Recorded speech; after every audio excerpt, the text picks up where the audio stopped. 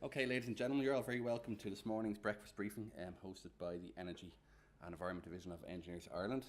So before we commence, if you can all put your phones to silent, and we have a fire exit at the back and to my left here. So under the EU Energy Performance of Buildings Directive, Ireland must establish mandatory requirements for nearly zero energy buildings by 2020. And in 2012, the government published Ireland's nZEB roadmap. Today we've three really excellent speakers in front of me here, lined up to give an update on the state of progress and highlight some key challenges and developments towards achieving the national policy target, with an emphasis on the non-residential building sector. So without further ado, I'd like to welcome Kevin O'Rourke up. Kevin's from Marchena Management Services to summarise the state of progress across EU member states, highlighting technical, market and legislative issues and experiences to date with the concept and implementation of nZEB. We're going to have the three speakers, one after the other, about 15-20 minutes each. So if we could leave the Q&A until the end of that, and then we can pile them on. Okay, thanks, Kevin. Thanks very much, John, and apologies in advance for the state of my voice, for which I can take which is not under my control at the moment. I'd also like to apologise for, to some degree, the number of slides I'm going to be working through. This is a cut-back version of a 45-minute presentation that I've given in a few arenas. And what I'll just say is that the slides will be available through Engineers Ireland after the event. I think it may be posted up on the website. I think that's the way it's done, isn't it, John? So don't worry about the speed at which I'll be flicking through some of these.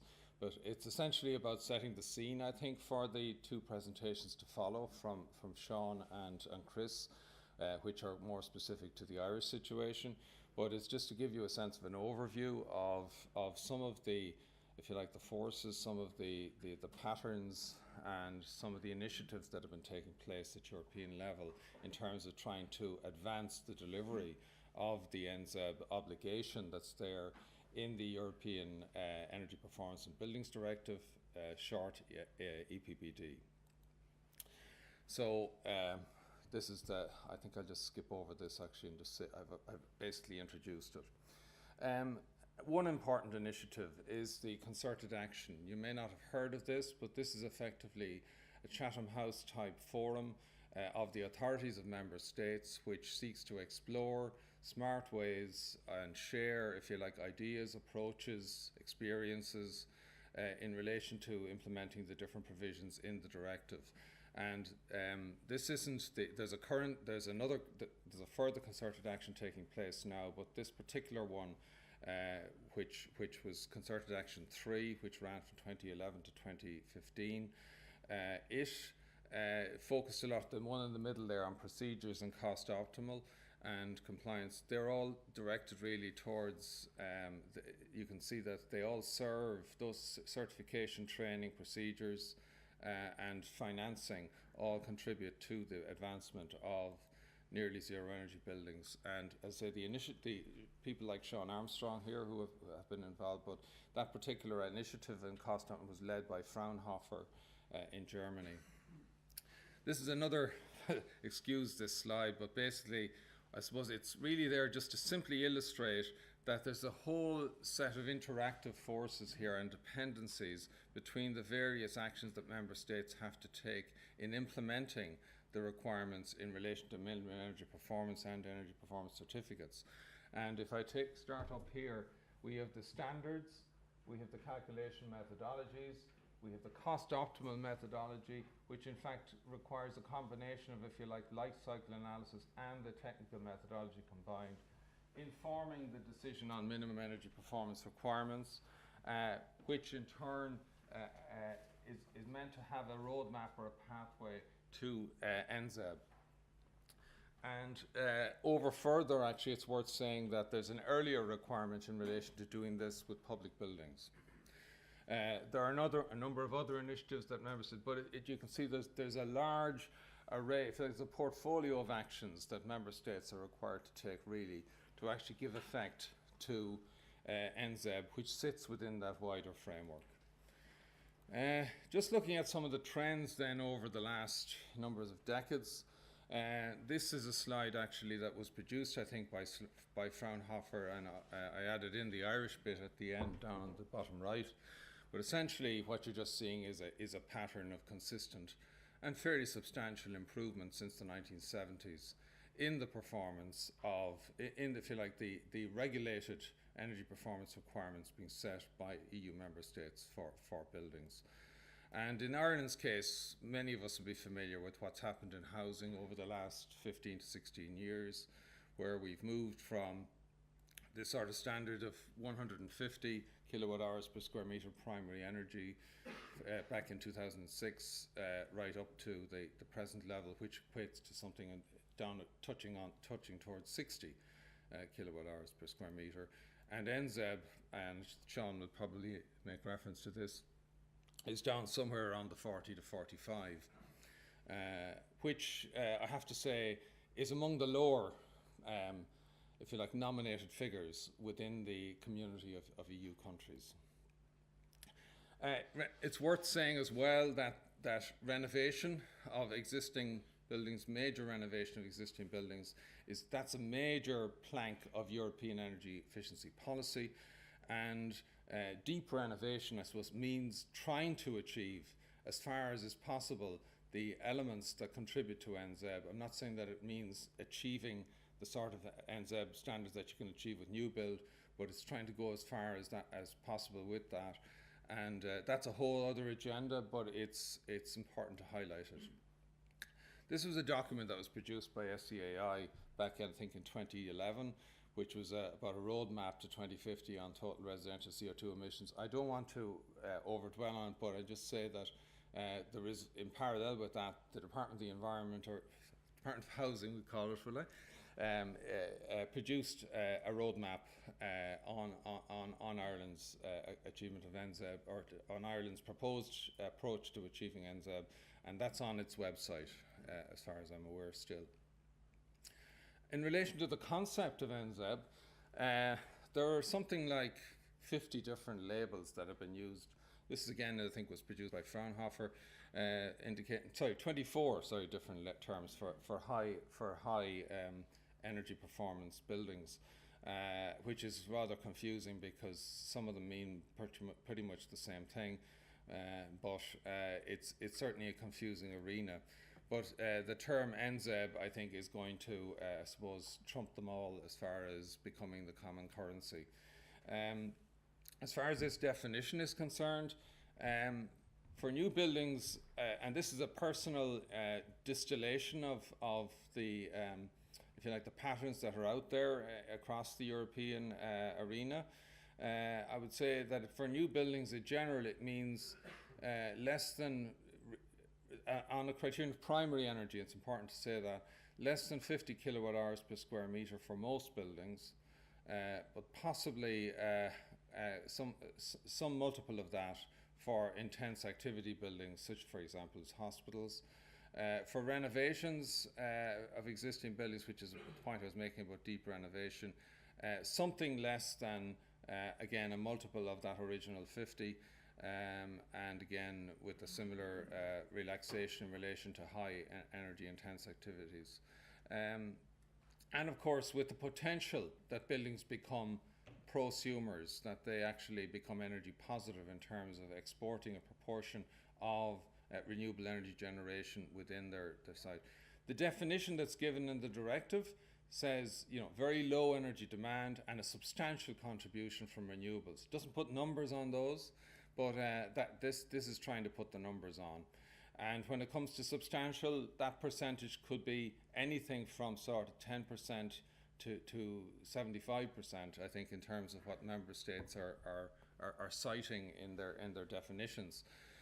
But the other point to be made in relation to near zero energy buildings is that it must be done without compromise to the comfort conditions. In fact, they need to be healthy low energy buildings. Progress across member states. There's a report produced for the European Commission. It was published in early 2015, produced by Ecofis. It's on the Commission website, and in fact, I'll cite it in the handout, or in the online version of this presentation so that you can look at it yourselves. But you can see Ireland is seen as having, is down here, it has a full definition in place. It has a numerical indicator, and it has indicated share of renewable energy. I have to say that's a somewhat benign interpretation of the Irish scene at the time the report was produced, because it really relates to domestic, and we all know that non-domestic, which Sean will be touching on, would be more fairly described as being underdevelopment at that point, which would mean it would get an orange rating.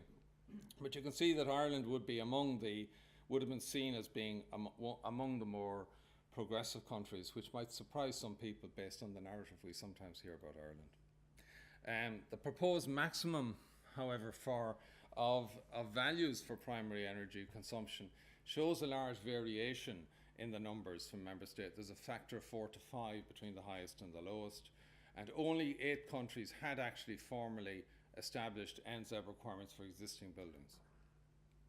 There's a whole array of policy measures ranging from financial to regulatory to promotional to educational to R&D, all of which are aimed at, if you like, contributing to if you like, part of the roadmap to nZEB, because there's a huge capacity building challenge there across all member states in terms of the capacity of their construction industry to actually deliver this by the 2020 timescale. This is another reference which was produced by our friends in Fraunhofer. It's online. It's on the Build Up website, which again I'll cite in the handout, showing about 30 examples across member states. I think this one here is the Enerfit in Monkstown, which some of you may be familiar with. But essentially, again, they are the examples that show that sort of variation. I would say a 4 to 5 to 1 between the highest and the lowest figure. Some of these are actually not, I would not say they qualify as nZEBs, but they've been cited as better, let's say the best examples that have been able to identify across the individual member states. That was a report that was produced about 2.5 years ago, so it's in need of updating. In fact, I think it's in the process of updating.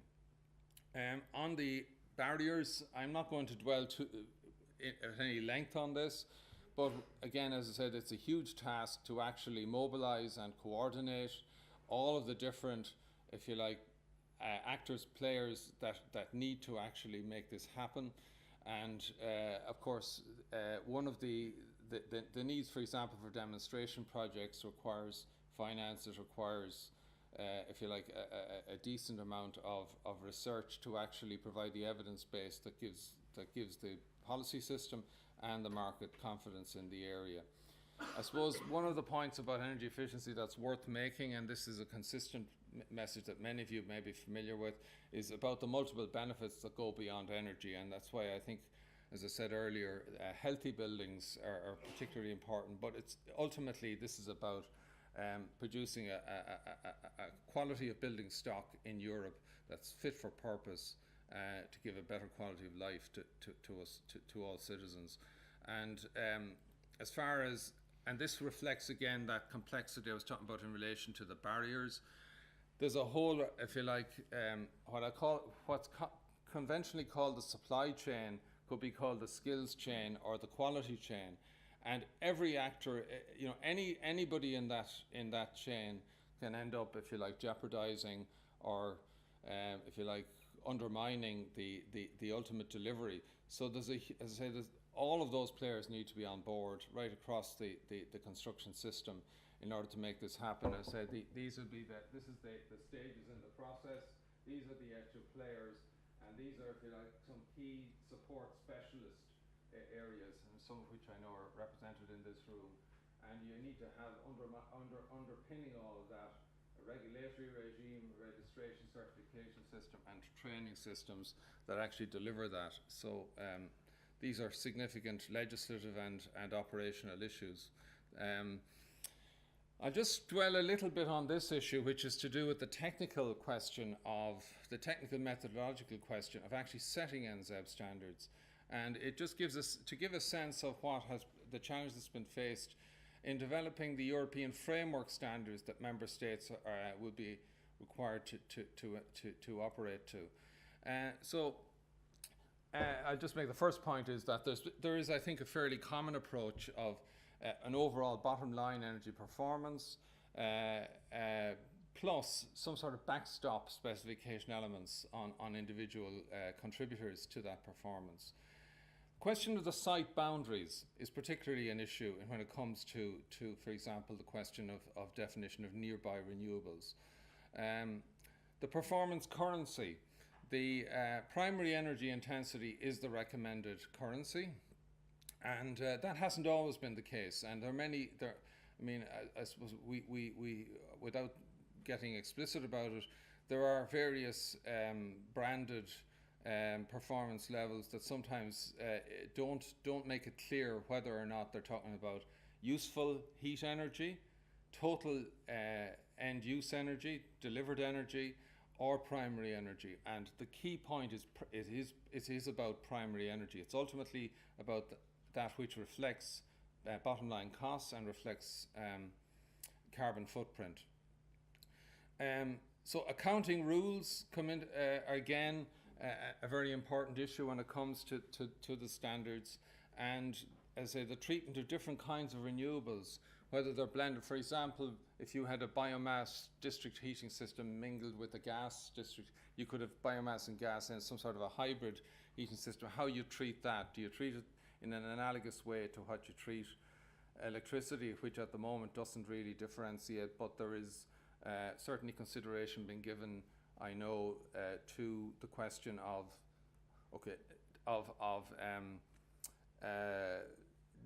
green electricity versus brown electricity within the overall grid system, for example.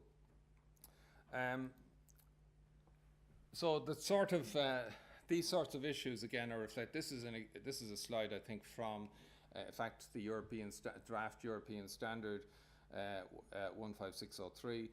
There are other standards that are relevant to this process, but this is just illustrating, I suppose, some of the complexities that are involved. We don't have time to go into it, but it's just to give you a flavour of the sort of considerations that the European Standards Committees have had to grapple with in terms of trying to, as I say, codify these parameters.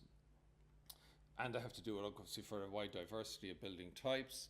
They have to be a little cognizant of the emerging issues around the smart grid.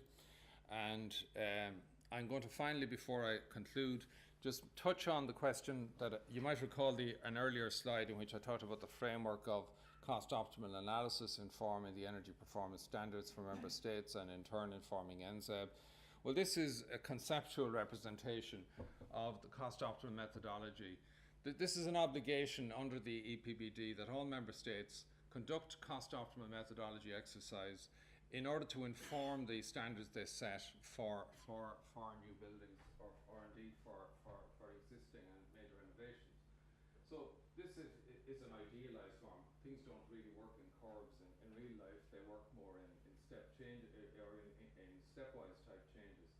But if this is your life cycle cost and this is your energy performance criteria and this is good and this is bad, then what you have here is typically you achieve what looks like a cost optimal figure here in terms of minimum life cycle cost, and you then have what's called, I suppose, because of the uncertainties around many of the assumptions in this exercise, there's an approach which suggests that one allows up to 10% above cost optimal in terms of future levels of ambition, and aims to set nZEB out here so it's better than cost optimal, if you like, and that member state incentives for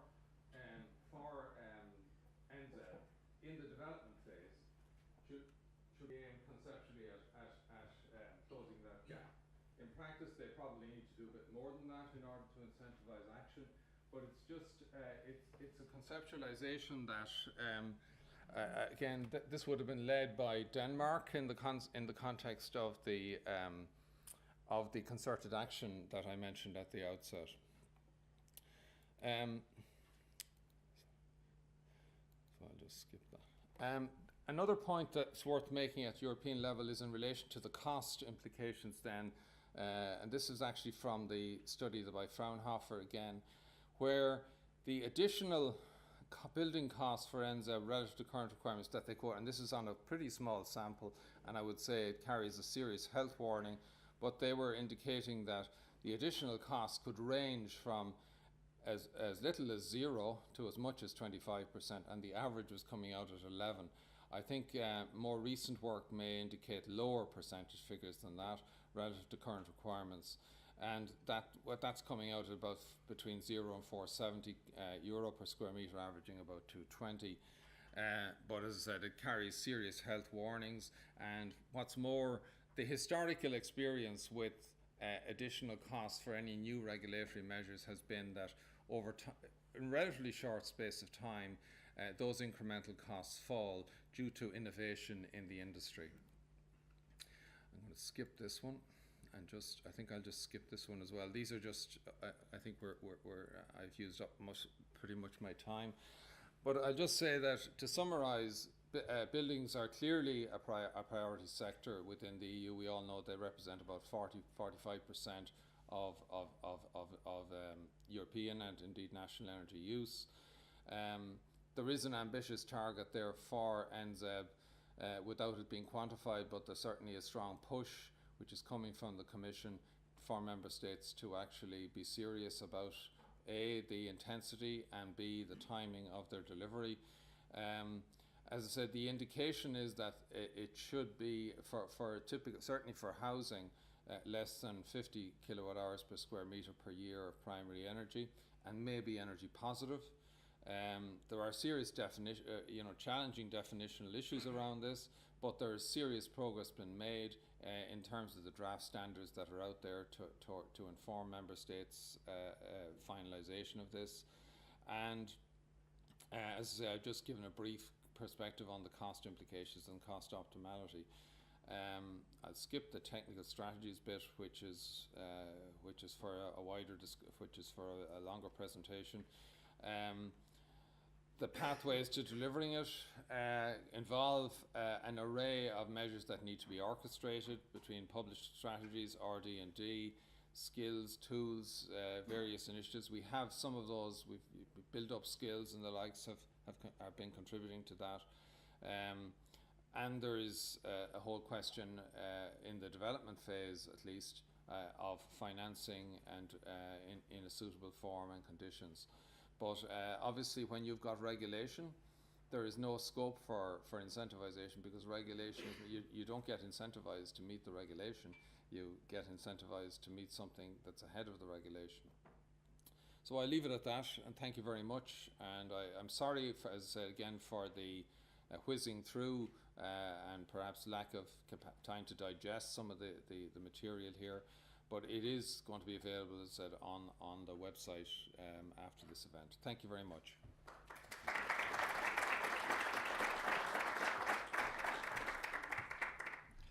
Now, thank you, Kevin, for an excellent introduction to the topic, excellent and concise, which is good for our breakfast briefing. Okay, so up next we've Seán Armstrong from the Department of Housing, Planning, Community and Local Government. So Seán will present an update on Ireland's nZEB roadmap, and will focus in particular on the new requirements set out in the draft revisions of the Building Regulations Part L for buildings other than dwellings newly issued for public consultation. And just one point, the this morning is actually being recorded, so it'll be up on the website. The actual recording of the presentation will be up on the website at a later date. Seán, we're going back to number 1, I'm assuming? Yeah. Cool. Thanks, Seán. Okay, thanks very much, John, and thank you to the Energy Division of Engineers Ireland for inviting me here to present. I'm very pleased to be here this morning. It's a very timely opportunity for the Department of Housing to present on the Energy Performance of Buildings Directive, as last Friday week our Part L for buildings other than dwellings went for public consultation. So a lot of my presentation today will emphasise and describe what's in the public consultation document for buildings other than dwellings. And so my presentation will give a brief overview of the Energy Performance of Buildings Directive and how it applies to building regulations, and then what we're doing in Ireland to implement the Energy Performance of Buildings Directive, and nZEB. So nZEB is nearly zero energy buildings, and it's a term that is becoming more and more common as regards low energy buildings. And I'll go through what we've done very briefly for dwellings and what's in the public consultation document for buildings other than dwellings, and then I'll just briefly explain next steps. So the recast EPBD, or the Energy Performance of Buildings Directive, I suppose is very familiar to people with regards to building energy ratings, display of building energy ratings in advertising, and display energy certificates in large buildings frequently accessed by the public. But another aspect of the Energy Performance of Buildings Directive is the requirements it puts into building regulations, requiring them energy performance requirements to be at a cost optimal level, which is the cost optimal performance over a life cycle of 30 years. The requirements for all buildings to be nearly zero energy buildings by 2020, and also a requirement for major renovations to be at a cost optimal level. And in Ireland, that's all been implemented through Part L of the building regulations for dwellings and Part L of the building regulations for buildings other than dwellings. The other aspect of the Energy Performance of Buildings Directive related to nearly zero energy buildings is that by the 31st of December, all new buildings owned and occupied by public authorities after the 31st of December 2018 will also be required to be nearly zero energy buildings. And this, when we say buildings owned and occupied by public authorities, the obvious departments, or the main departments that fall under this, are the Office of Public Works, the HSE buildings, Department of Education and Skills, and local authorities. But there are other buildings there in Department of Justice, in third level institutes, so there's a lot of different buildings, and it's buildings owned and occupied. So this is a question I get asked a lot. So we're talking about government departments, we're talking about local authority county buildings, libraries, schools, and hospitals as well, and healthcare buildings. Today my presentation is going to focus mainly on this area, what we're doing in building regulations to introduce cost optimal nearly zero energy building, and nearly zero energy buildings by the 31st of December 2020, and major renovations, primarily in buildings other than dwellings. So the requirements of the Energy Performance of Buildings Directive in regards to nearly zero energy buildings and major renovations is that member states are to ensure that all new buildings are nearly zero energy buildings by the 31st of December 2020. It's to ensure that all new buildings owned and occupied by public authorities are nearly zero energy buildings after the 31st of December 2018, and major renovations are to be at a cost optimal level in building codes. In July of 2016, it was a little bit unclear from the Commission whether they meant that new buildings were buildings commencing or buildings completed. So in July 2016, the Commission issued this guidance, and it says a communication, and it said that member states should take account of the period of validity of building permits, the length of construction, and completion of building works to avoid falling short of the nZEB target dates in the Energy Performance of Buildings Directive. So the Commission last summer came out very explicitly and said that all new buildings which are completed after the 31st of December 2020 are to be nearly zero energy buildings. That's what they meant by taking account of the period of building permits and length of construction. So the definition of nearly zero energy buildings, as Kevin alluded to earlier on, is nearly zero energy building means a building that has a very high energy performance as determined in accordance with Annex 1, and that's Annex 1 of the Energy Performance of Buildings Directive. So that means that the building has a very low energy requirement, so it's good performing fabric, efficient services. And then the definition goes on to say that the nearly zero or very low amount of energy required should be covered to a very significant extent by energy from renewable sources, including energy from renewable sources produced on-site or nearby. So what the definition says is, first of all, we have to design buildings to have a very low energy performance that don't require much energy, and then it says that remaining amount of energy needs to be met to a significant extent. And the Commission has said to us that a very significant extent in their view or in reports that they've commissioned is greater than 50%. And they say that that very significant extent should be met by energy from renewable sources produced on site or nearby, or includes energy from renewable sources produced on site or nearby. So with regards to the implementation of nearly zero energy buildings in dwellings, in the building regulations in SI number 4 of 2017 was signed by the Minister by the Minister on the 17th of January, and it has amended the building regulations to include the definition of nZEB that we've just seen. TGDL dwellings has been amended to include numerical indicators for nZEB dwellings on the 22nd of February 2017. So the numerical indicators provide for a maximum permitted energy performance coefficient of 0.30 and a maximum permitted carbon performance coefficient of 0.35 for new dwellings completed after the 31st of December 2020. So that's an amendment to the current TGDL 2011. So the requirement in the current Part L of the building regulations still remains MPEPC of 0.4 and MPCPC of 0.46, but the new numerical indicators being provided to indicate to builders and designers what the requirement is planned to be after the 31st of December 2020. It's planned to complete a full review of Part L for nZEB dwellings to include nZEB dwellings and major renovations in 2018. So the detailed guidance on TGDL and the requirement of 0.3 and 0.35 will be, the TGDL will be revised in 2018 to apply from 2019. For buildings other than dwellings, so this is the project that we're working on at the moment. When we did our cost optimal calculations in 2013, it was clear that buildings other than dwellings needed a significant step change in order to be cost optimal. And in addition to that, it's required that all new buildings other than dwellings will be nearly zero energy buildings after the 31st of December 2020. So a significant step change has been introduced into Part L buildings other than dwellings, and that's under public consultation at the moment. So it started last Friday week, and it's due to finish on Friday, the 26th of May.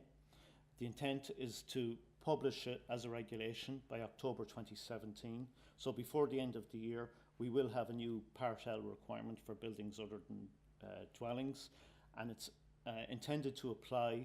The proposal in the current public consultation is that this new Part L for buildings other than dwellings will apply to non-residential buildings commencing works early in 2019.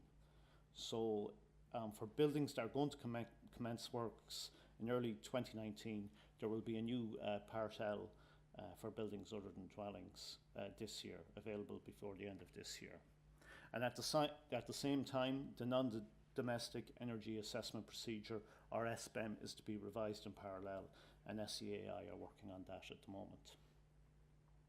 In order to build capacity in the industry and also to meet the 31st of December 2018 date for buildings owned and occupied by public authorities, the Department of Housing issued a specification to public authorities on the 23rd of December 2016 for new buildings that are owned and occupied for public authorities commencing design in early 2017. So already nZEB specification has been issued to the HSE, the DES, the OPW, and all government departments and all Secretary Generals, advising them of a new nZEB specification for public authority buildings that are commencing design since the start of 2017. So the requirement has already been integrated into public authority buildings, and it's intended that it will apply to all buildings in the private sector and public sector from early 2019. And just so as people are aware that we're not just doing this on our own, we're in consultation with the key stakeholders. There's a steering committee made up of the OPW, Department of Education and Skills, HSE, SEAI, and we also have regular reviews with Construction Industry Council made up of the RIAI, SCS, EI, and ACEI and CIBSE. And then, in addition to that, we've also had a public sector workshop with public sector clients and public sector designers, who included private consultants, with approximately 200 attendees at the end of January this year. So we are meeting with key stakeholders and working with stakeholders and listening to what people have to say. So the key components of the performance requirement for TGDL buildings other than dwellings, which is currently out for public consultation, it provides an improvement in the performance of the overall building in the order of 60% over the current 2008 TGDL. It provides for an improved fabric specification. It provides for advanced services and lighting specification, and it has a target renewable energy ratio of 20%, with the option to have a flexibility. You can reduce that 20% renewable energy ratio, or RER, to 10% when you improve your maximum permitted energy performance coefficient by 10% better than the minimum requirement. So a significant change or a significant difference in the way buildings other than dwellings is going to work and the way dwellings works is that the reference values in the reference building for buildings other than dwellings are going to be an advanced set of reference values. So in dwellings, the way the reference building works is we say that you have to achieve an improvement in performance that's 60% better than if that same building had been designed in 2005. We're not doing that in buildings other than dwellings. What we're doing in buildings other than dwellings is we're setting a reference building with an advanced set of performance specifications, and the designer, the actual building, has to match the reference building that has that advanced set of performance specifications. The advantage of it is that we know that the performance specifications can be achieved by all buildings, and we're not putting more work on some buildings than on other buildings. So we have a set of fabric and services efficiency values that are of an advanced nature that will be applied to a reference building that has the same shape and size as the actual building, and the actual building has to match that building that has that advanced performance specification. So in effect, the MPEPC will be 1 because the actual building has to match the performance of that advanced reference building. So what we can do is we can compare the values of the TGDL 2017 reference building to the TGDL 2008 reference building and see how much the values have improved. So we can see that the total floor area and building volume of the TGDL 2017 building is the same as for the TGDL 2008 building, or it'll be the same. The reference building will have the same floor area and building volume as the actual building. The window areas are the same in both buildings, but when we come to walls, in the reference building in 2008, the walls had a U value of 0.27. In the reference building in 2017, the walls will have a U value of 0.18.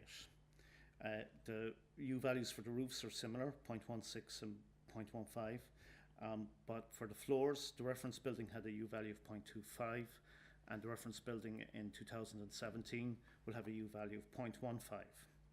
For thermal bridging, we had a default in 2008 where you just added 16% to the total fabric heat loss in the reference building. In 2017, the thermal bridging requirement will be the actual length of the junctions by the actual heat loss by an advanced default psi value. The air permeability in the 2008 building was 10 meters cubed per hour per meter squared.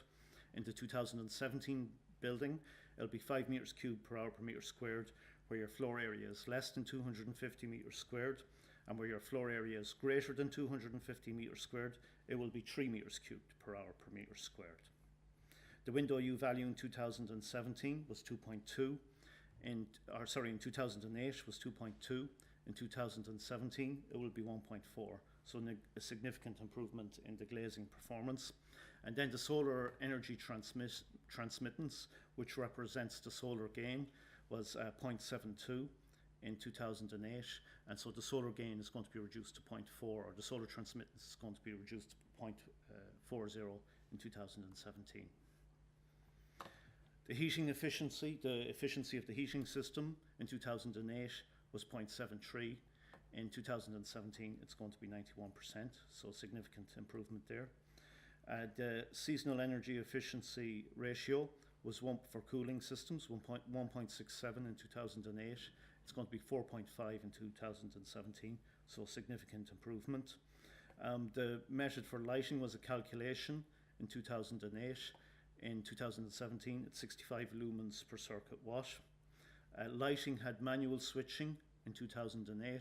In 2017, the reference building will have automated lighting control. The specific fan power in 2008 was 2 watts per litre per second and 1.8 watts per litre per second in 2017. Variable speed control of fans is required in 2017, or will be included in the reference building in 2017, and there was no variable speed control in 2008. And renewable energy ratio, so there was no renewable energy requirement in 2008, but the reference building in 2017 will have a renewable energy requirement of 20% using photovoltaics. So almost every parameter has been improved, and some very significantly, in the reference building in 2017.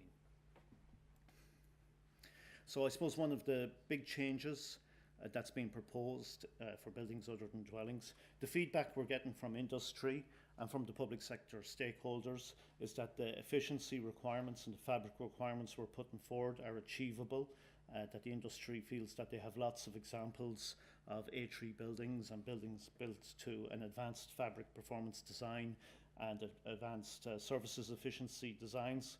But what industry and the public sector are telling us is that the requirement for 20% renewables is a challenging requirement with the technologies available today and the current state of renewable energies today.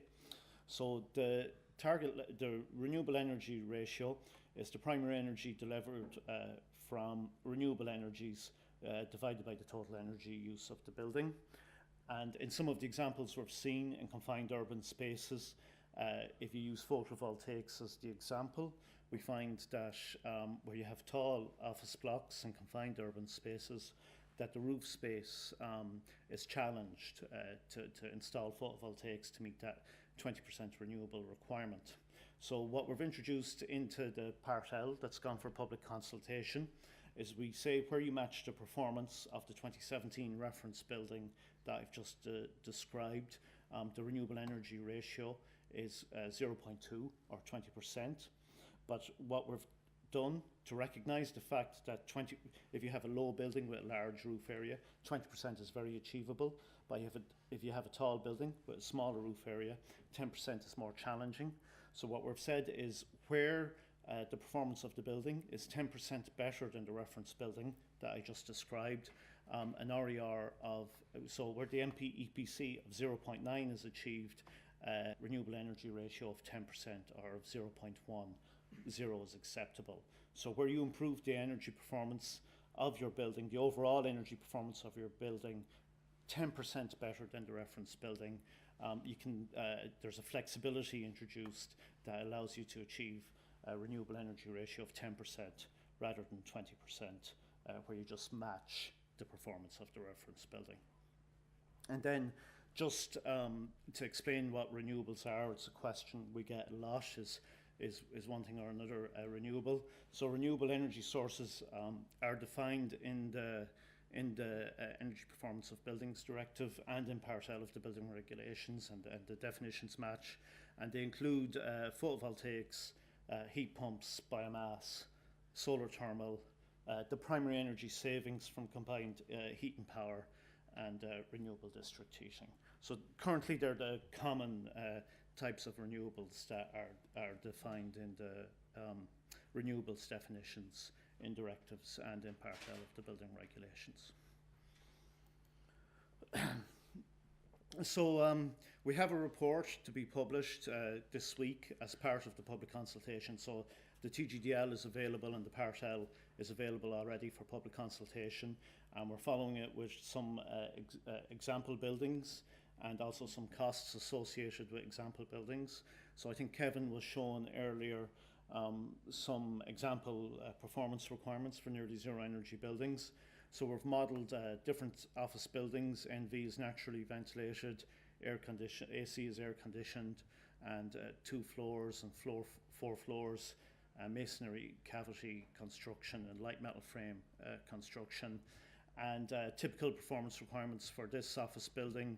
And we have other buildings which we will be publishing. Hopefully it should be on the website by Friday. So for a naturally ventilated building, we seem to be running around 60 kilowatt hours per metre squared, and for an air conditioned building it seems to be running at about 100 kilowatt hours per metre squared. So that's a significant step change on what we were designing to. And the typical BER seems to be around an A2 or an A3, and that's coming out across the board.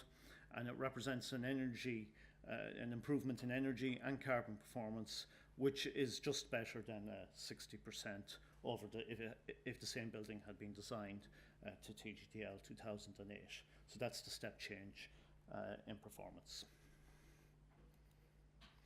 So there's a lot of changes in the Part L buildings other than dwellings, but what I've tried to do is just summarise the most significant ones. So the document is out for public consultation at the moment. If people are making submissions, what I've done here is I've just listed where I see the most significant changes in the document. So table 1 is the improvement in backstop U values. So the backstop U values for buildings other than dwellings will be the same as for dwellings. We have a lot of experience in these U values. We know they can be constructed. They're backstop U values, so they're the minimum performance requirement, but in fact a lot of buildings will be designed better than these. So pitched roofs 0.16, walls 0.21, windows 1.6 watts per metre squared Kelvin. Overheating, so there's an overheating calculation there to limit solar gain. It's carried out in SBEM, and it's for every space that's defined in the NEEP database, or SBEM database has been side-lit. The reference case, so the reference building is an east-facing facade with full width glazing to a height of 1 metre, having a framing factor of 10% and a normal solar energy transmittance of 0.68. So to limit solar gain, your actual building will be compared to that level of glazing, having that solar transmittance value. Also, the TGDL recommends overheating assessment, and it's recommending the latest CIBC requirement, which is CIBC TM52, to ensure overheating is avoided. So it takes account of what the function of the space is going to be, and that's a recommendation in the TGDL. There's minimum efficiencies specified for boilers, specific fan powers, and cooling energy efficiency ratios. So these are relatively advanced performance requirements. We know that these systems are available in the market, so they're also specified in the TGDL. We're emphasizing controls in the TGDL and building management systems. So we're saying heating systems, now it's worded as boilers, but what's intended as heating systems over 100 kilowatts are required to have building management system controls. And also air conditioning systems which serve buildings over 200 metres squared are also required to have building management system controls. And then there's 2 options given on lighting. One is minimum lumens per circuit watt, or the alternative approach is to use the Lenny approach, the lighting energy numerical index approach. So that's just a signpost to some of the bigger changes. There's lots more changes in the document, so I think all comments, all submissions are very welcome on that, and we'll be reviewing them over the summer, and the 26th of May is the closing date. Commissioning handover, so there's an emphasis on commissioning and handover in the document. The guidance recommends that there should be a commissioning plan identifying the systems that need to be tested and the tests that will be carried out, and it provides a reference to a BISRIA guidance document for commissioning of buildings or dwellings. Air tightness testing will be required on all non-residential buildings to show a backstop value of 5 meters cubed per hour per meter squared. There is a flexibility there, or a management option on an exceptional basis for very large buildings like airports or maybe train stations, that it may not be always practical to do an air tightness testing approach, and that there is guidance on how to do that from the ATTMA, the Air Tightness Testing Association. So there is an option there for exceptional buildings. Ductwork leakage testing. So there's a requirement there to carry out ductwork leakage testing on Class C and Class D ductwork. And then, of course, on handover, there will also be a requirement that the owner of the building should be provided with sufficient information about the building and how it operates. Another addition into TGDL that's a direct result of the Energy Performance of Buildings Directive is a requirement that major renovations should be at a cost optimal level. And the directive defines major renovations as a major renovation is where more than 25% of the surface area of the building envelope undergoes renovation. And when more than 25% of the surface area of the envelope undergoes major renovation, the whole building needs to achieve a cost optimal performance level.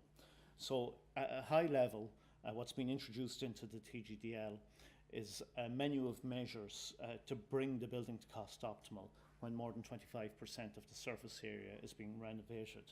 And what we found when we did our cost optimal calculations is that the cost optimal approach to improving the energy performance of the building when doing major renovations is to improve the services in the building.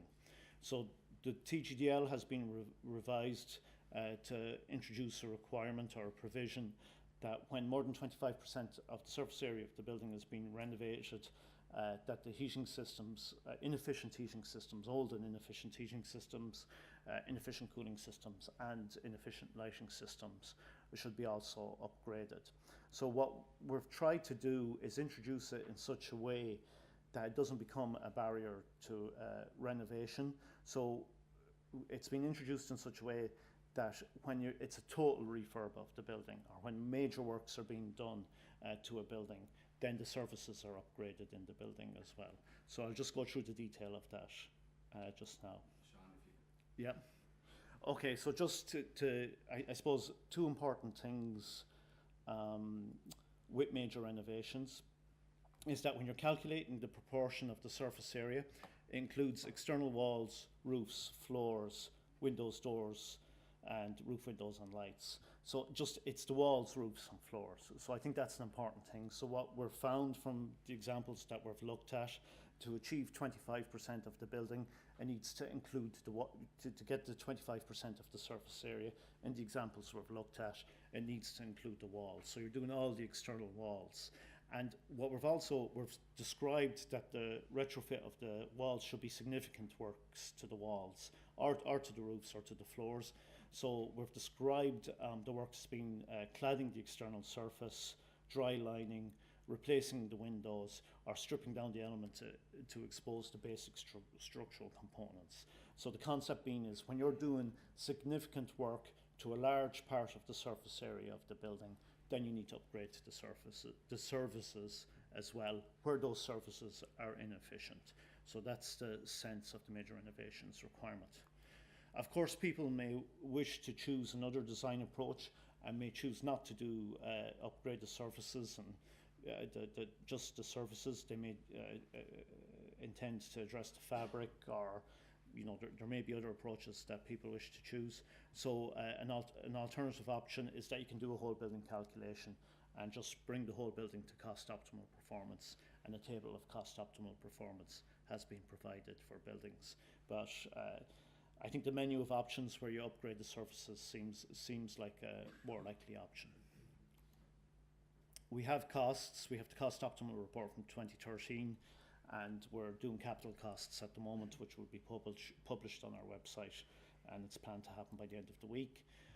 Kevin showed some costs, I think, with health warnings and up to a level of, I think, 25%, but we've done a range of buildings. We'll publish the detail of this report this week. Our costs that we've done on our range of buildings based on Dublin figures for the end of 2016, start of 2017, is in the order of 39 to 108 euro per metre squared. I have my own health warning on this. This is a draft, and they haven't been finally published, but I suppose this can be taken as an indication that they're in the order of 1.3 to 6% is what we're saying at the moment. So we hear different figures, 20%, 30%. We have quite a detailed cost report going on at the moment. It'll be published in the next week, and it's shown the costs to be in that order of 1.5 to 6%. That's what we're seeing at the moment. Okay, just some examples. Kevin has alluded to these already. I'm not going to go through these. Just the rest of Europe is following the same roadmap. They're introducing buildings with renewables and high fabric performance, and we'll find similar scenarios in other countries in Europe. And just to say then, all submissions are welcome on TGDL 2017. And you can find the document in the public consultation section of our website. Okay, thank you.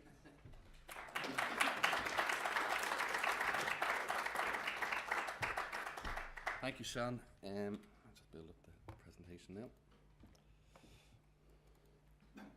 So to wrap up the presentation section, we have Chris from BDP. So Chris will wrap up with an outline of the key technical and professional practice challenges in designing and delivering nZEBs, referencing live case studies.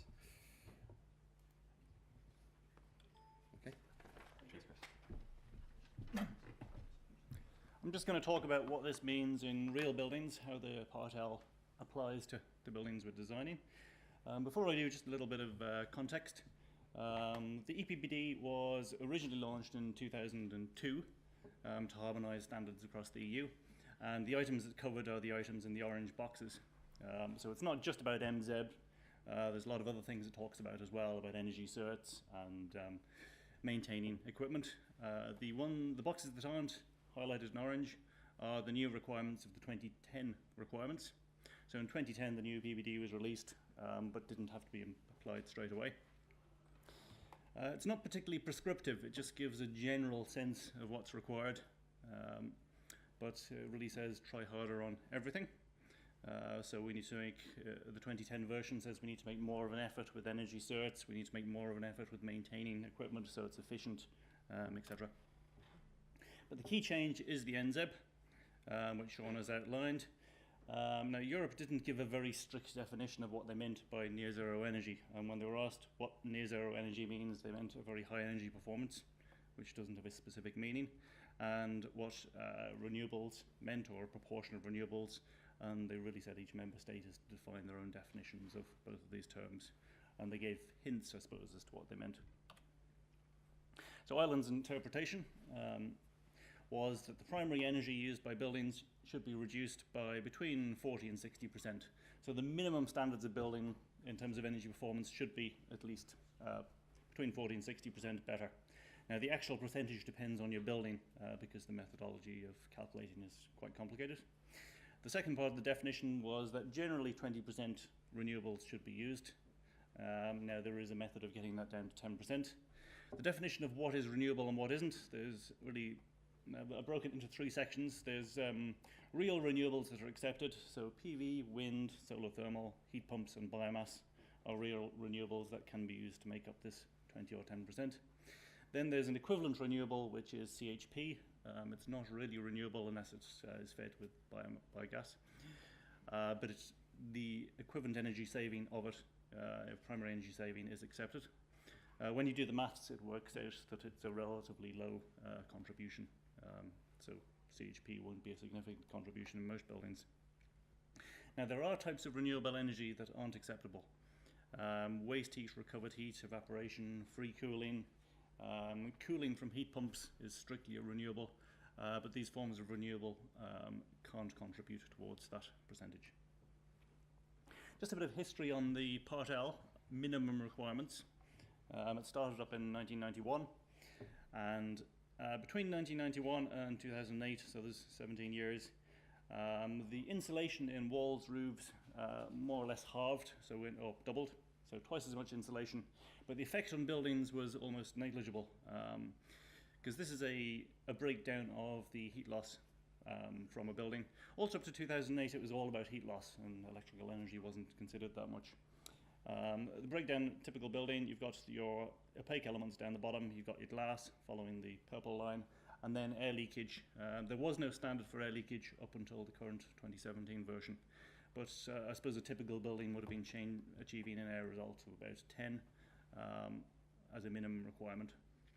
And because that was such a large proportion of the total, the effect of improving insulation didn't have much of effect. Now, in real buildings, most people from about 2005 on were air testing buildings to a figure of 5, so the dotted line would end up down here. The new building regulation sets a minimum requirement of 5, and the reference building uses 3 in most cases. So from 2008 on, the nZEB method was introduced, so it wasn't just about insulation, it started looking at the total energy use of the building, but the standard was relatively easy to meet. So up to the new 2017 building regulations, if we were designing a building, we wouldn't really need to check whether it complies with the building regulations or not. You could more or less assume if you were building a reasonable building, it would comply. The 27 is more aggressive.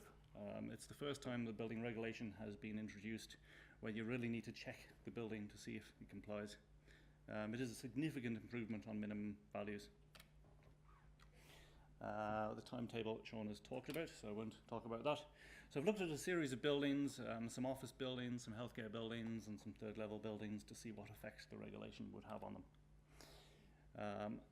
Now the method uses SBEM, so it uses the standard calculation method to check if you comply with the minimum energy requirement.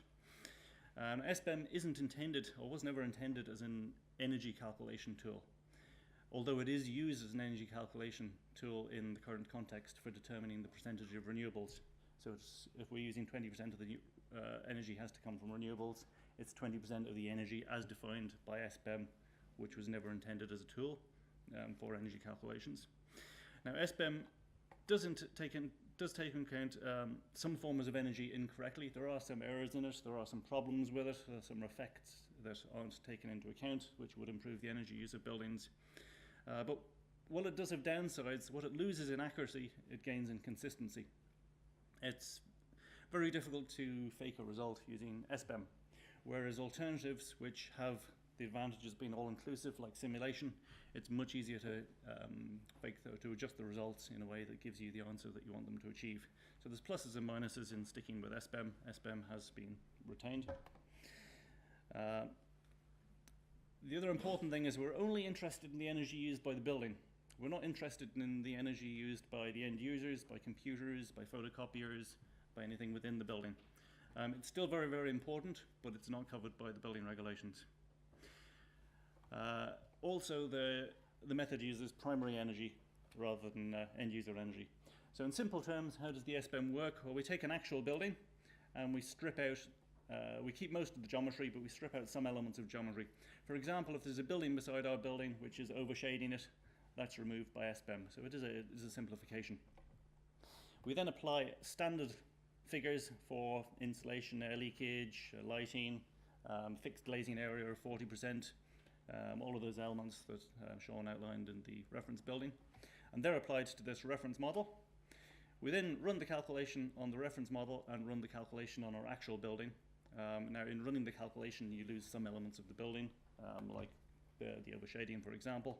But then you compare the reference model with your building, and you see what the difference is, and you should get that improvement. So let's look at an actual building. Let's look at a typical office building. This is the proposed new headquarter offices for the ESB in Fitzwilliam Street. That's this site here, which the existing building has been removed and replaced with a new building. It's a 6-story high-rise building. It goes up to 28 meters, which is the maximum limit for that area of town. It's got 2 subfloors, so it's a very typical office building.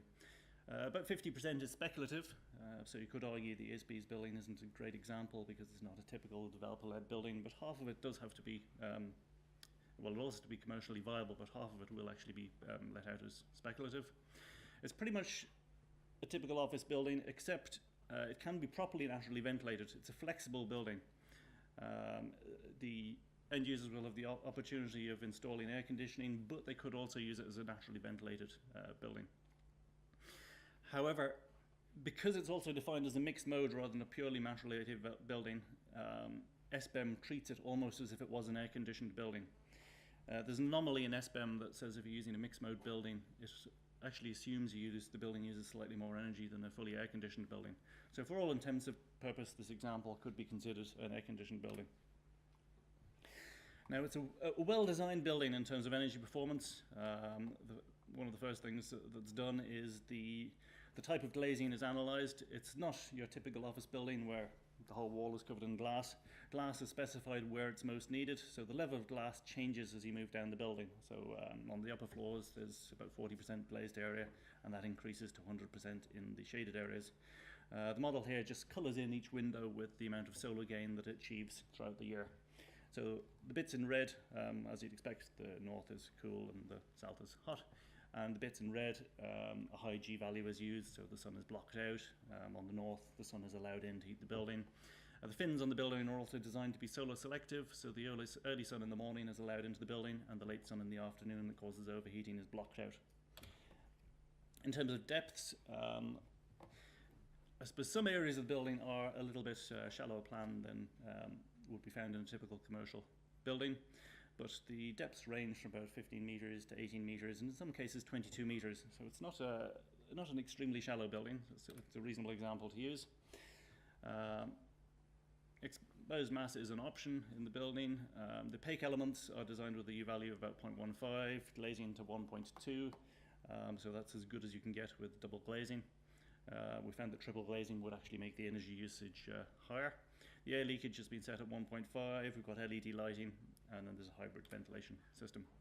The systems used in the building are relatively complex. There's a 4-pipe heat pump. So this basically takes your typical chiller on the roof and recovers the heat from it. So it can work as a heat recovery chiller, or it can work purely as an air source heat pump. So it's a fully electric building, as you'd expect from the ESB. It also uses energy storage, so we can carry out cooling during the night and store that cooling potential for use the next day. But in SBEM, the energy storage is completely ignored, so effectively it's treated as if it didn't exist. So we run the reference model on this building. The blue is the actual energy in the building, and the orange is the primary energy. So the orange is what we're interested in.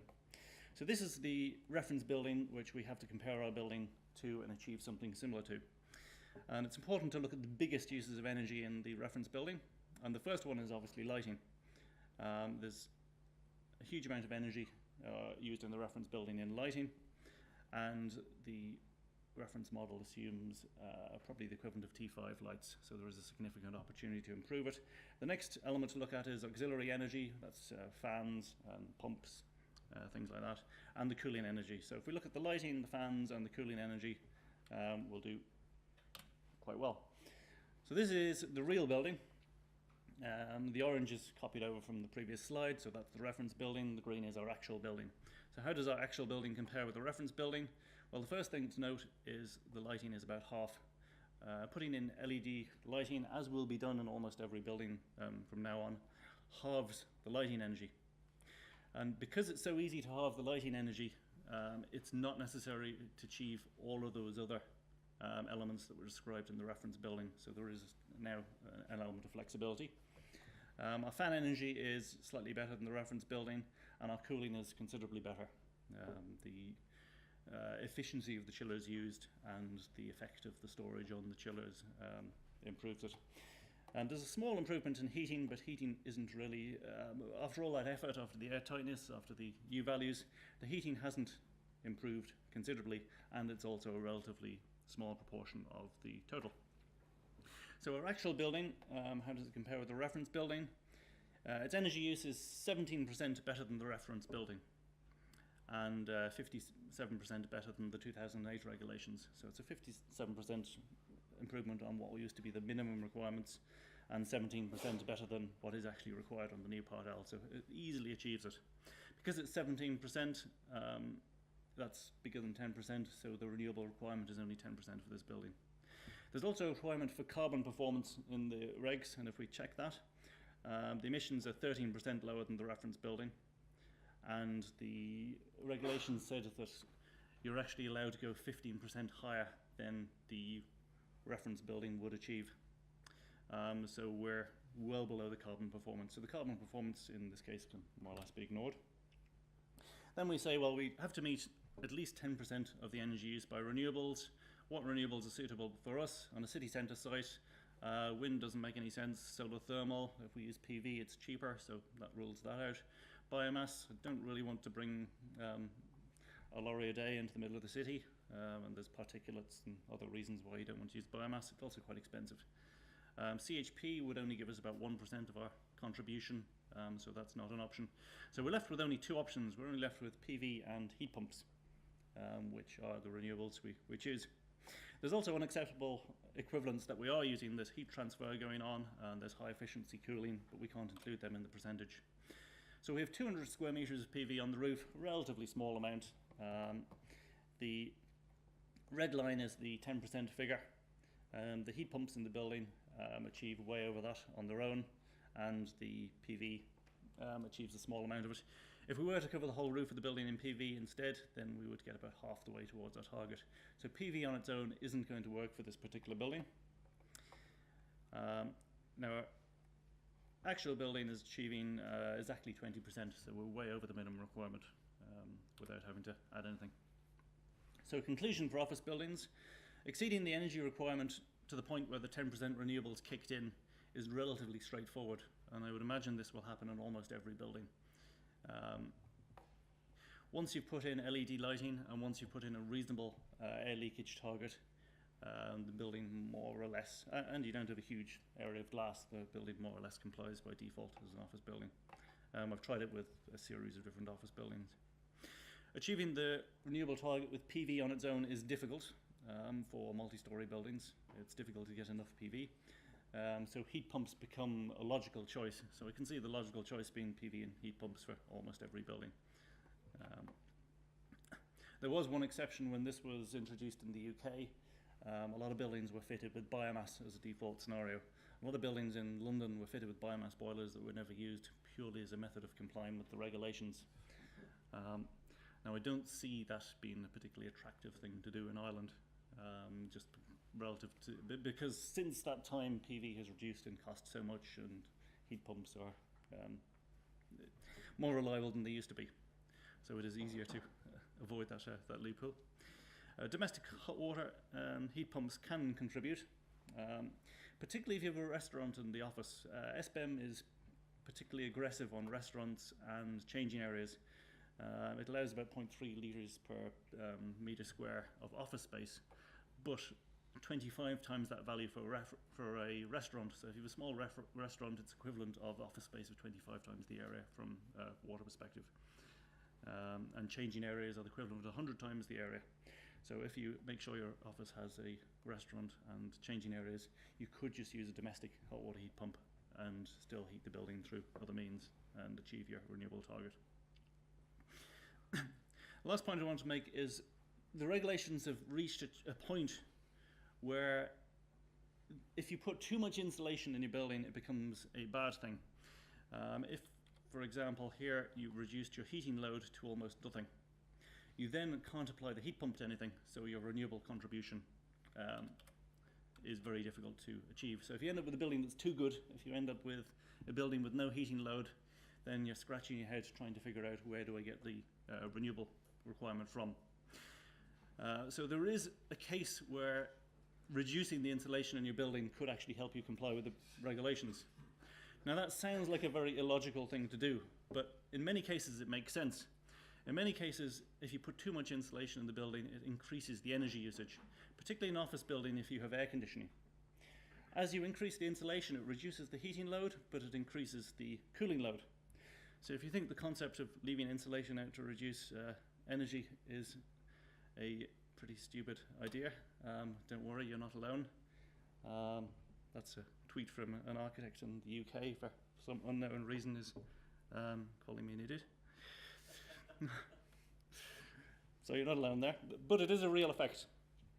And if we ignore Twitter and go to the physics for a second, if we have a building that's air conditioned, this little blue line is the temperature of the air outside, and this red line is the temperature of the air inside. So for almost the entire year, the temperature inside the building is higher than the temperature outside. And for a typical office building, it's cooled right throughout the year. Even when it's 0 degrees outside, the building is still being cooled because it's a sealed building. So outside is cooler than the temperature inside. The more heat you lose from it, the better. This shows the cumulative effect of these simulators. As you improve the U value of the glazing, you can see it goes from 2.4, so practically single glazing, up to triple glazing. The heating load decreases, but the cooling load increases. And the green is the cumulative effect. So you end up with a point where if you have a U value of better than 2 for this particular office, then the overall energy use is increased. But being engineers, we have to look into this a little bit deeper and correct the figures for the COP. Cooling isn't worth as much as heating because it goes through a heat pump, so it's cancelled out. Also, the efficiency of the heat pump is proportional to the outside temperature, and if you take into account all those effects, you end up with this graph here. For this particular building, of running cost and carbon, where the optimum point is a U value of about 1.5. So when we improve the U value of the glazing for this particular building to more than 1.5, the overall effect is we have an increased, this graph is actually backwards, so we're moving in that direction. If we go better than 1.4, then the energy usage increases. So it's a new effect that didn't used to be a concern because the insulation wasn't good enough to make it a concern. But it's something that needs to be considered. Are you over-insulating the building? So don't by default throw in triple glazing and super air tightness. So what about healthcare buildings? Healthcare buildings are much easier. In healthcare buildings, the energy usage is almost entirely heating. About 84% of the energy is heating. Now remember, we're talking about building energy use, not end user use. So end user use is quite high in electrical energy from machines in healthcare, but all of that is ignored, so we're talking about the building itself. So it's about 65% heating, 70% hot water. So the energy requirement is met quite easily, similar to the office, just reasonable glazed areas, reasonable air tightness, you'll achieve it without much difficulty. The renewable requirement, you have different options. CHP will get you about 5% of the load, won't get you all of the way there. You might do it anyway because it saves you money. Not necessarily very good for the environment if it's fired on natural gas. Solar thermal, you could do almost that 10% figure. You're only going to have to achieve the 10% figure in all probability. Heat pumps would get you about 48%. Biomass would get you all of it. PV, it depends on the height of the building.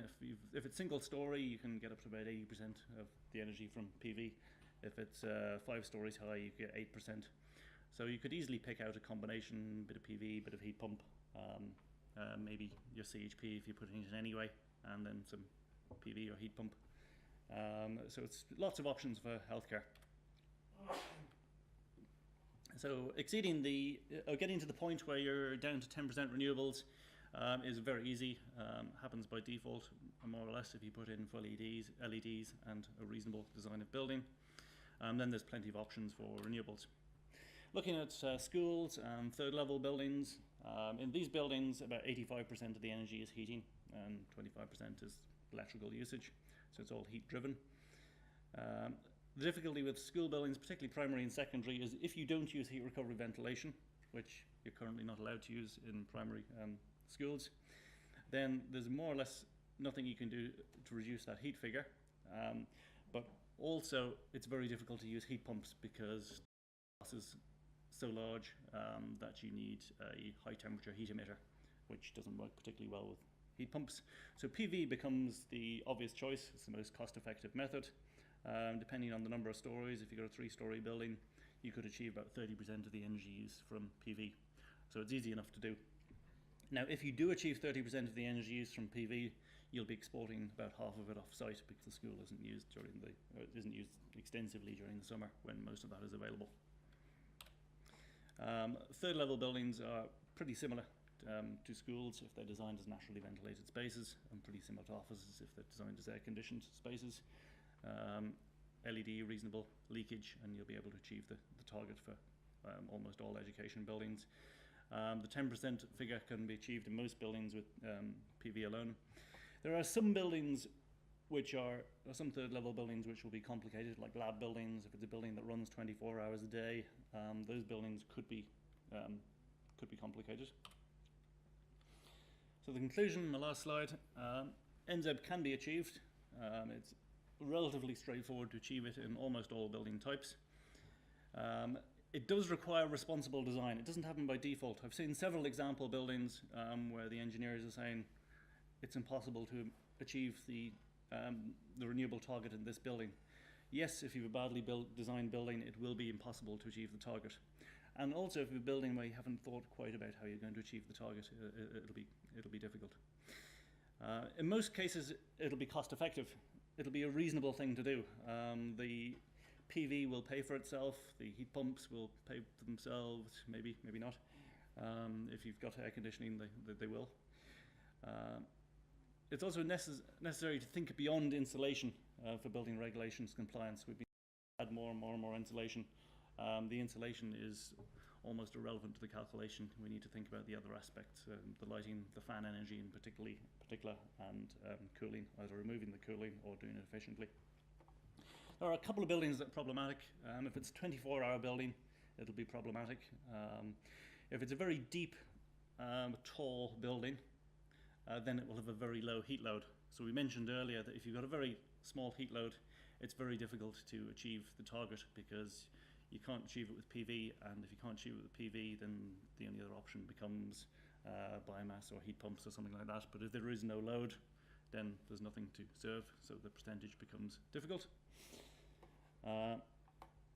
Buildings with energy processes in, so clean rooms and buildings like that, you could say are almost impossible to achieve, but there are exclusions in the building regulations for serving processes. Now there is some debate about what a process is and what a process isn't. For example, an air conditioning for a clean room is clearly an excluded process. It's there to serve a process, so it's excluded under the building regulations. What about a lab building? If it's, say, a lab in a third level building, should that be excluded? Is the extract from the fume cupboard excluded? Maybe it is, but what about the supply air to make up that extract? Probably not. Probably that comes into the calculation. What about an art gallery? Is an art gallery serving the people in the gallery, or is it protecting the paintings? It's up to debate.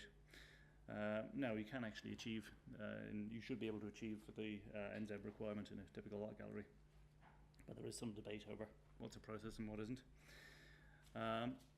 Yeah, there's some conflicts, or there may in the future become some conflicts between achieving a near zero building with renewables, or near zero building and the renewable requirement. Because if you reduce the heating to zero or near zero, then it can be difficult to find things to give you renewable, or things for your renewable energy to serve. So the last thing on the conclusion is, as Sean said, the Part L is out there for consultation. So if you have an opinion on it, please give your opinion. If you believe, you've seen that the 10% figure is relatively easy to achieve. If you think we're not going far enough and we should be sticking to that 20% figure, voice your opinion. Or if you think it's too difficult to achieve, voice your opinion also. Thank you.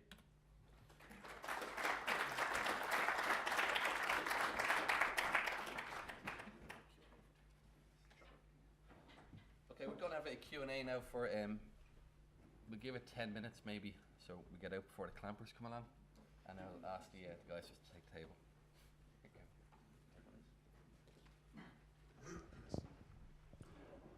Okay, so if you want to get stuck in, anybody got questions for the week? Hi, I'm Georgina Malloy from Scaffold Design Ireland. Just a question for Sean. I noticed the CIF wasn't on your list of stakeholders involved. Yeah, that's an omission. The CIF are part of the Construction Industry Council, so they were at the meetings, yeah. Okay, yeah, Okay. just because obviously we all know in this country we're great at regulation and design, but we're not so good at inspection. What is your plan for kind of, I'm a structural engineer, but I specialise in scaffold design at the moment, and I see we tie our scaffolds to structure, walls, slabs, and I see a lot of what is done with the scaffolding around tying it to the building, or what is done to the insulation around tying to the building. So the architect might have a great plan for their insulation, but sometimes they might see it go in and they don't see it's hacked away a lot of the time. And there are a lot of scaffold components out there on the market that just don't facilitate tying, and the builder is under pressure for time and cost, and they'll do terrible things to the insulation. And I'm just worried about the level of inspection that's happening and going to happen in the future. So, this is obviously a building regulation. It's one of 12 parts of the building regulations. It will be subject to the BCAR regulations, and it will be subject to the assigned certifier process, and the specified builder and architect, the designer. So it will be subject to the BCAR, and there's room to robust that process if there's particular weaknesses, or if there's particular areas that need more thorough inspection. There's the potential for the assigned certifier or the builder to specify that in their inspection processes. So it will fall, as regards compliance with the building regulations, there's a whole raft of regulations. There's all kinds of ways they can be impacted on site.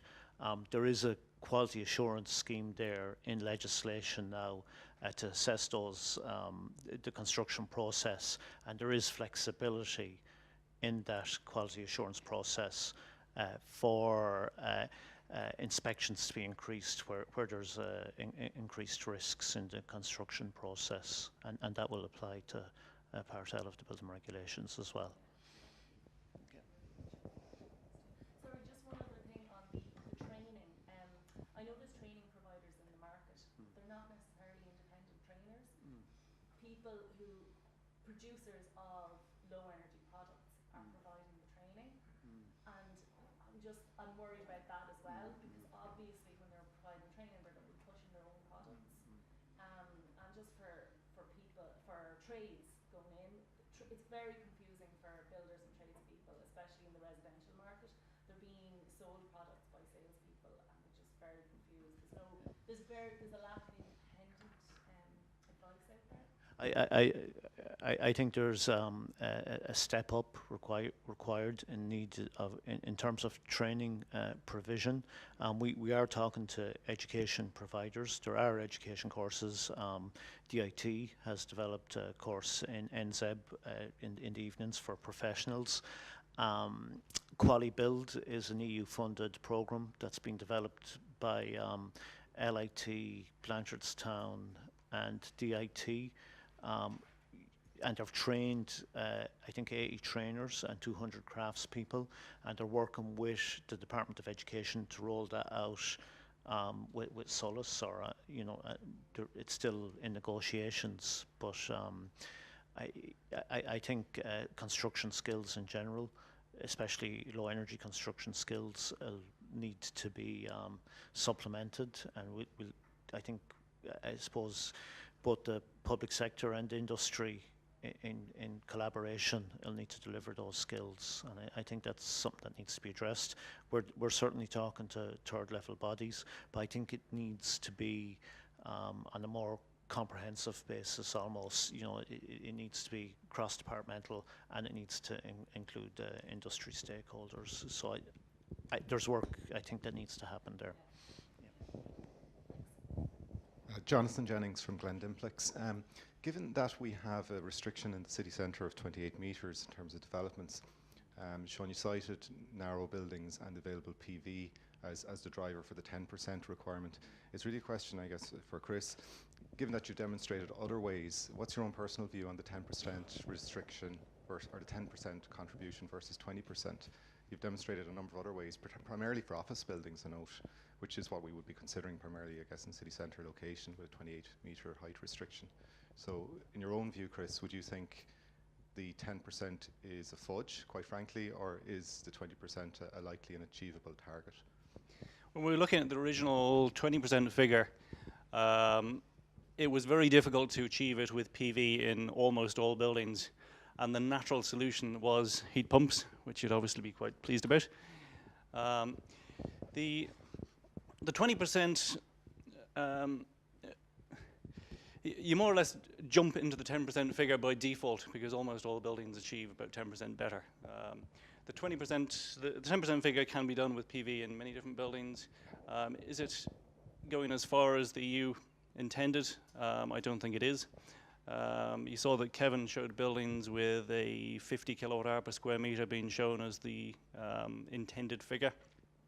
You also heard Sean mention that when the EU were questioned on what they meant by a significant proportion, they used the figure 50%. So does 10% tie up with what we're hearing from Europe as what significant means? I don't personally think it does. Now the 10% is an economically optimal figure. It doesn't require huge stress in terms of finance to achieve it, but the 20% is achievable. Whether Europe will allow the reduction from 20% to 10%, I don't know. When they become aware of it, they may have an objection. I think the 10% would be an appropriate figure for an introduction to the scheme. When the scheme comes online, there'll be a huge amount of PV required and the supply chain will have to step up to achieve that. I think it would be better if as a personal view, if the 10% was to kick in for a couple of years and then that was to default back to the 20%. I think that would be a better solution that was more in line with what Europe were considering. So just to add to that, I think, there's different figures. I think as Kevin pointed out in his presentation, the Commission is a little bit grey on what they mean by nearly zero energy buildings. They didn't give the numbers that they're given are recommendations from a consultancy report that they provided. But what's in the directive is that it's the definition of nearly zero energy buildings, and also that at a minimum that the building regulations should achieve cost optimal, and as Kevin showed in his presentation, that they should be beyond cost optimal, and this energy performance level will be beyond cost optimal. And then just the other point is that the definition from Europe says including renewables on site and nearby. And so we will be taking account as well of renewable energy in the grid, when we're looking at the total renewable contribution to the buildings. So we will be taking account of the renewable electricity that's generated.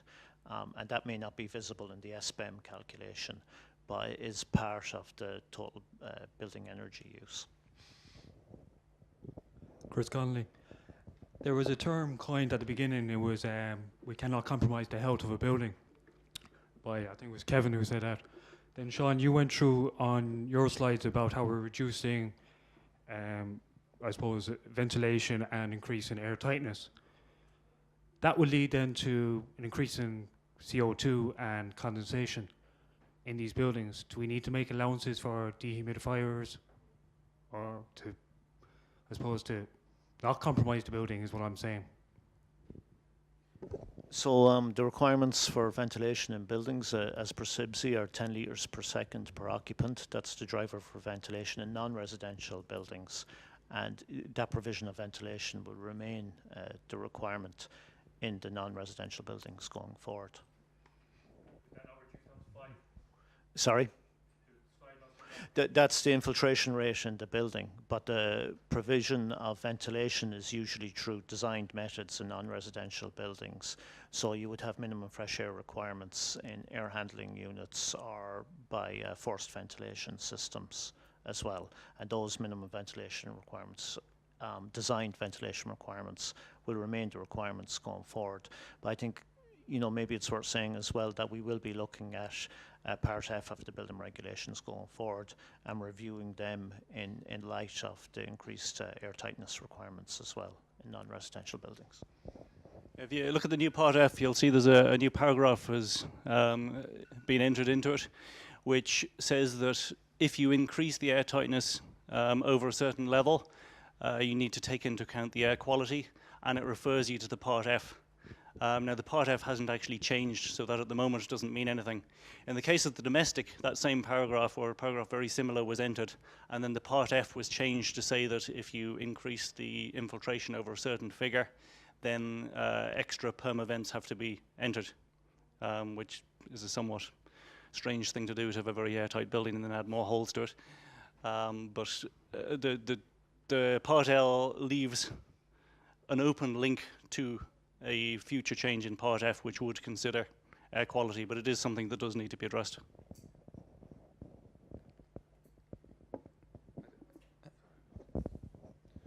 I think the fundamental distinction to be made here is between adventitious or arbitrary or accidental ventilation in the form of air leakage, which is completely uncontrolled, as distinct from designed ventilation, which is intended to be controlled and to actually ensure the health of occupants in the way you described.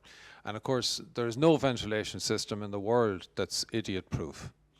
And that applies whether or not it's a passive or a mechanical system.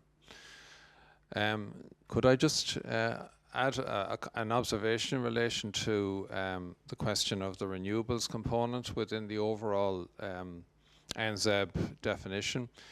And this goes back even to our own Part L amendment for domestic back in 2008.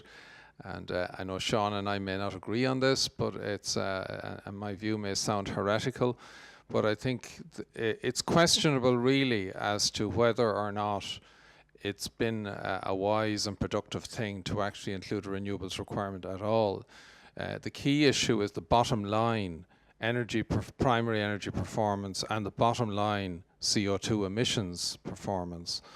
And including within that, or in addition to that, then the prescription that a particular technology or technology type must be used in order to achieve that is not, if you like, necessarily delivering an optimum solution.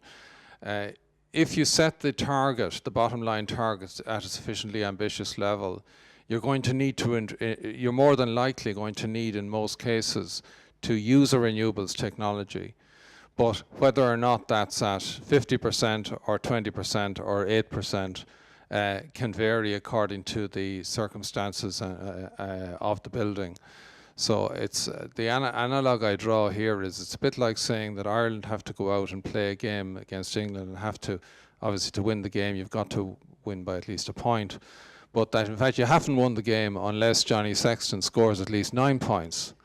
And that's a kind of a peculiar provision which has kind of, it's given renewables a special place. I can understand that from the point of view of optics, but in actual fact, in terms of delivering on Europe's or individual national CO2 targets, it's not necessarily a cost-optimal approach, dare I say.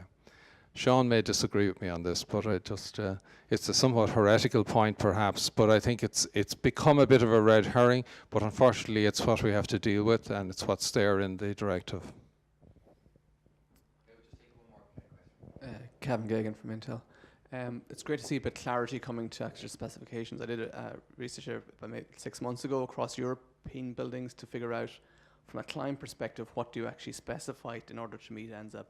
And for me, this is actually bringing some clarity to that. But one question I suppose for Seán is the public sector specification document available for general view and so on that would help clients and customers and people to get moved towards this achieving these targets?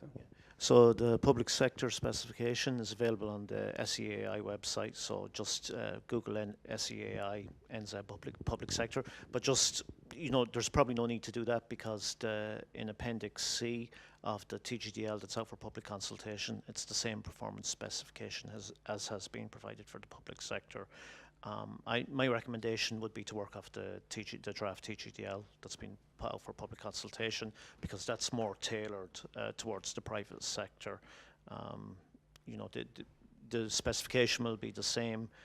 I suppose what is on the SEAI website is a tool, Excel spreadsheet, and how to calculate the renewable energy ratio. So that's maybe something that you would find useful on the SEAI website. But outside of that, I think everything else is in the draft TGDL that's out for public consultation. Okay, thanks, Sean. Ladies and gentlemen, just before wrapping up, just to bring your attention to the Energy Environment Division have a lecture on this Wednesday evening at 6:30 in how Ireland can meet its 2020 objectives. So we've Neil Walker from IBEC and Jerry Duggan speaking at that, so it should be a great event. So without further ado, listen, thanks a million for everyone for coming. I hope you enjoyed the three lectures. I thought it was very insightful, so thanks a million to the guys. And if we can all give our round of applause to the three speakers.